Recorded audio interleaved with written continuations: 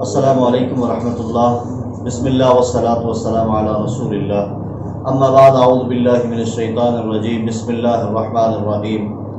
عزیز طلباء، آج ہم سورۃ البقرہ سے ابتدا کر رہے ہیں۔ مختصر ترجمہ اور اس کی تشریح تفسیر آپ کے سامنے بیان کی جائے گی، اور کوشش کروں گا کہ 4 سے 5 آیات آپ کے سامنے ان کا ترجمہ اور تشریح بیان کر دوں۔ سب سے پہلے تو ہم دیکھیں گے سورۃ البقرہ کو سورۃ البقرہ کہتے کیوں ہیں، اس کی نام کی وجہ تسمیہ کیا ہے۔ اس کے اندر گائے کا ایک واقعہ بیان ہوا ہے۔ بنی اسرائیل میں ایک شخص قتل ہو گیا تھا، جس کے قاتل کا پتہ لگانے کے لیے اللہ رب العزت نے موسیٰ علیہ السلام کے ذریعے یہ قوم کو پیغام دیا تھا کہ گائے ذبح کرو۔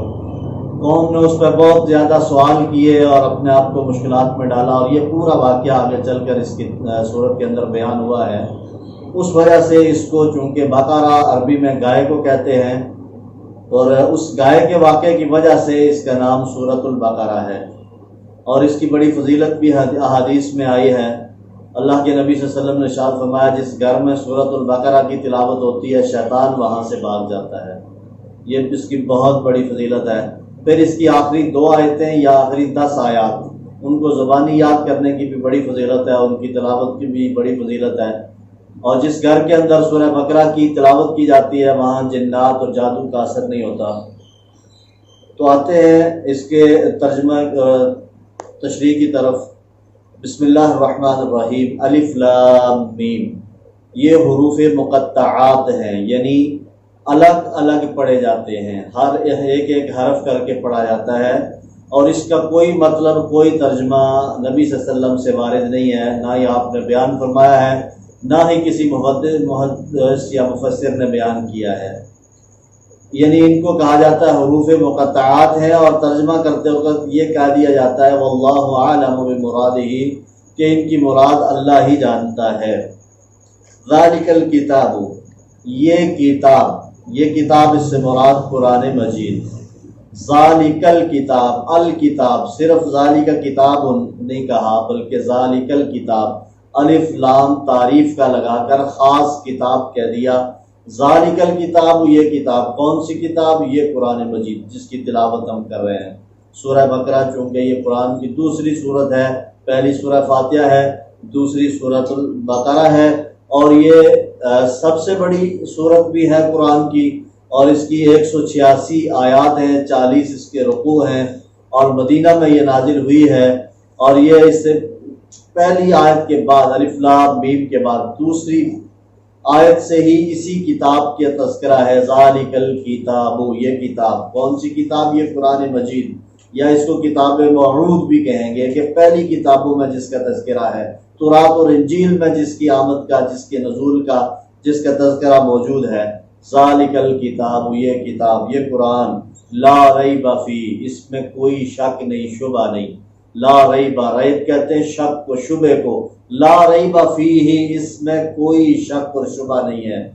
اور بعض مفسرین نے لکھا ہے کہ یہ جو لا ریب ہے، یہ خبر بمعنی نہیں ہے، یعنی ای لا ترتابوا فی، کہ اس میں کوئی شک نہ کرو۔ کس چیز میں شک؟ اس کتاب کے برحق ہونے میں شک کرنا۔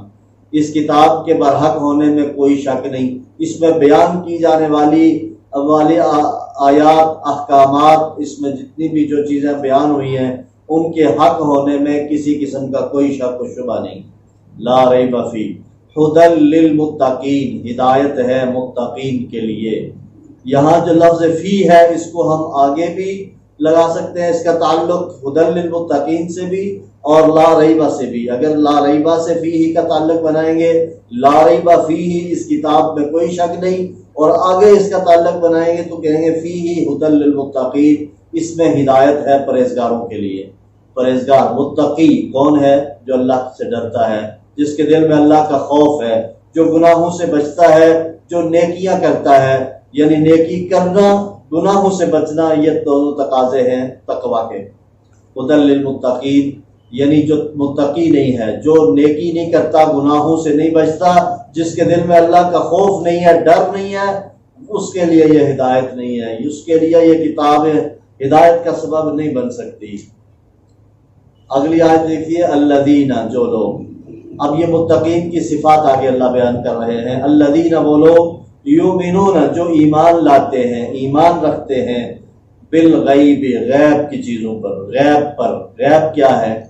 وہ امور جو عقل، جن کا ادراک کرنا عقل اور حواس کے بس کی بات نہیں ہے، مثلا ذات باری تعالی، وحی الہی، جنت، دوزخ، برزخ، قبر، یہ وہ چیزیں جو ہماری حواس سے اوپر کی چیز ہیں، مادی دنیا سے جن کا تعلق نہیں ہے، یعنی مادی دنیا سے۔ اور جو شخص صرف مادی چیزوں سے غرض رکھے یا انہی کو حقیقت سمجھے یا انہی پہ ایمان رکھے کہ جو چیز حس میں آئے گی، محسوس ہوگی، نظر میں آئے گی، وہی حقیقت ہے، ایسا شخص بھی ہدایت نہیں پا سکتا۔ بلکہ جو غیب کی چیزوں پر، غیب پر، اللہ ذات باری تعالیٰ پر، جنت پر، دوزخ پر، اللہ کے سامنے پیش ہونے پر، موت پر، موت کے بعد اٹھائے جانے پر، ان ساری چیزوں پر ایمان رکھے گا، وہی شخص اس کتاب سے ہدایت پا سکتا ہے۔ وَيُقِيمُ، متقی کی یہ سب دوسری صفت، وَيُقِيمُونَ الصَّلَاةَ، نماز قائم کرتے ہیں۔ ویسے نماز پڑھنے کے لیے صلی یصلی یہ صیغہ استعمال ہوتا ہے، یہاں پہ یقیمون، قام یقیم کا صیغہ ہے، قائم کرنا۔ نماز پڑھنے اور قائم کرنے میں بڑا فرق ہے۔ پورے اہتمام کے ساتھ اچھے طرح وضو کر کے بر وقت نماز ادا کرنا، مسجد میں ادا کرنا، جماعت کے ساتھ ادا کرنا اور سنت کے مطابق ادا کرنا، اس کو نماز کا قائم کرنا کہتے ہیں۔ اور یہ متقین کی صفت ہے کہ وہ نماز کو قائم کرتے ہیں۔ وَمِمَّا، آگے اگلی صفت تیسری، وَمِمَّا رَزَقْنَاهُمْ، اللہ نے جو ان کو رزق دیا ہے، جو ان کو رزق دیا ہم نے، ينفقون، اس سے خرچ کرتے ہیں۔ وَمِمَّا رَزَقْنَاهُمْ، اور جو ان کو رزق دیا گیا ہے اس سے ينفقون، خرچ کرتے ہیں۔ یہ خرچ کرنا کیا ہے؟ یہ فرضی بھی نفلی بھی۔ فرضی کیا ہے؟ جو زکوٰۃ صاحب نصاب ہے، جس کا مال نصاب کو پہنچا ہے، وہ زکوٰۃ ادا کرے گا۔ اس کے علاوہ جو نفلی صدقہ کرے گا، وہ بھی اس میں متقین کی یہ صفات ہیں کہ وہ اللہ کے راستے میں مال خرچ کرتے ہیں، مسکینوں، یتیموں، بے بسوں، لاچاروں کا خیال رکھتے ہیں، حتیٰ کہ اپنے اہل و عیال پہ، والدین پہ خرچ کرنے کو بھی صدقہ کہا گیا ہے۔ یہ صدقہ جاریہ بھی ہے، اور یہ متقین کی صفت بھی ہے کہ وہ اللہ کے دیے ہوئے رزق سے خود عیاشی میں نہیں لگ جاتے، صرف خود اپنی ہی ضروریات کا نہیں سوچتے، بلکہ لوگوں کی، مجبوروں کی، لاچاروں کی مدد کرتے ہیں، مال اللہ کو قرض ہستہ دیتے ہیں، ينفقون، اللہ کے راستے میں خرچ کرتے ہیں۔ آگے دیکھیے والذین، آگے تذکرہ ہے، والذین، اور وہ لوگ، یؤمنون، ایمان رکھتے ہیں، بما انزل الیک، جو آپ پر نازل کیا گیا، یعنی یہ قرآن، یہ کتاب، یہ شریعت، یہ احکامات جو آپ پہ نازل کی گئی، وما انزل، اور جو نازل کی گئی، من قبل کا، آپ سے پہلے، یعنی تورات، انجیل، زبور، مختلف انبیاء پہ نازل ہونے والے صحیفے، ان سب پہ بھی ہمارا ایمان ہے۔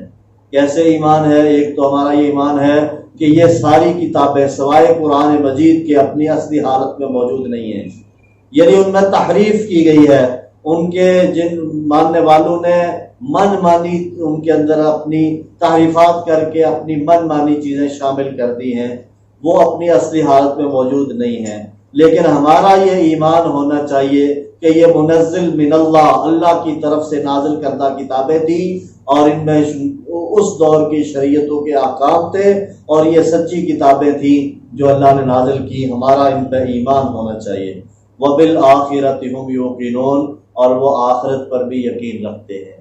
یہاں پہ ایمان سے بڑھ کے یقین کی طرف آیا ہے صیغہ یوقنون، یعنی یقین رکھتے ہیں، یعنی ایمان بالغیب میں سب سے اہم چیز ایمان بالآخرہ ہے، یعنی مرنے پہ یقین، اٹھائے جانے پہ، اللہ کے سامنے پیش ہونے پہ، اپنے اعمال کا، دنیا کے اندر کیے گئے اپنے سب کاموں کا حساب دینے پہ یقین۔ اور جب یہ پختہ ایمان اور یقین ہوگا، اسی صورت میں ہم اس کتاب سے ہدایت لے سکتے ہیں، اور اسی صورت میں ہم متقی بن سکتے ہیں۔ ورنہ جواب دہی کا احساس نہ ہو کہ ہمیں دوبارہ اٹھائے جانے پہ ایمان ہی نہ ہو، اللہ کے سامنے پیش ہو کر اپنے اعمال کا حساب دینے پہ ایمان ہی نہ ہو، تو پھر کوئی متقی نہیں بن سکتا، گناہوں سے بچ نہیں سکتا، ظلم و زیادتی سے بچ نہیں سکتا۔ آگے دیکھیے 5ویں آیت، اور یہ آخری آیت ہے آج کے اس درس کی۔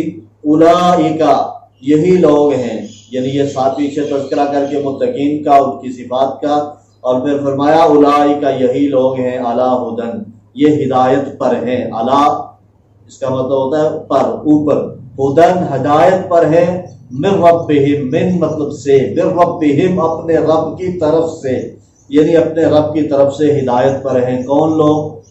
جو متقی ہیں، جو غیب پر ایمان رکھتے ہیں، جو نماز کو قائم کرتے ہیں، جو اللہ کے دیے ہوئے رزق میں سے خرچ کرتے ہیں، جو اللہ کی سابقہ کتابوں پر بھی ایمان رکھتے ہیں، اور جو آپ صلی اللہ علیہ وسلم پر نازل کیا گیا قرآن ہے اس پر بھی ایمان رکھتے ہیں، اور آخرت کے دن پر بھی ایمان رکھتے ہیں، یہ لوگ اللہ کی طرف سے ہدایت کے اوپر ہیں۔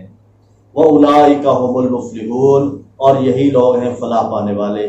فلاح کامیابی کو کہتے ہیں، یعنی جو دنیا کے اندر رہ کے ایسے کام کر جائے کہ آگے اللہ کے سامنے اسے کوئی شرمندگی نہ ہو، اور جنت میں اس کا داخلہ مل جائے، اللہ کے سامنے حساب و کتاب سے وہ پاک ہو جائے، بری ہو جائے، اپنے نامہ اعمال کو اللہ کے سامنے پیش کر کے جنت کا ٹکٹ، جنت کا داخلہ اس کو مل جائے، وہ لوگ فلاح پانے والے ہیں۔ اور ایسے ہی لوگ کامیاب ہیں جو اللہ کی طرف سے ہدایت پر بھی ہیں، اور کامیابی بھی انہی لوگوں کے لیے ہے۔ یوں ہماری یہ 5 آیات مکمل ہوئی ہیں۔ انشاءاللہ العزیز اگلے درس میں کوشش کریں گے کہ اگلی 5، 3، 4 جتنی بھی ممکن ہوا آپ کے سامنے اس کا ترجمہ اور تشریح بیان کی جائے گی۔ آج کے لیے اتنا کافی ہے۔ وَأَقُولُ قَوْلِي هَٰذَا أَسْتَغْفِرُ اللَّهَ لِي وَلَكُمْ وَلِسَائِرِ الْمُسْلِمِينَ جَمِيعًا۔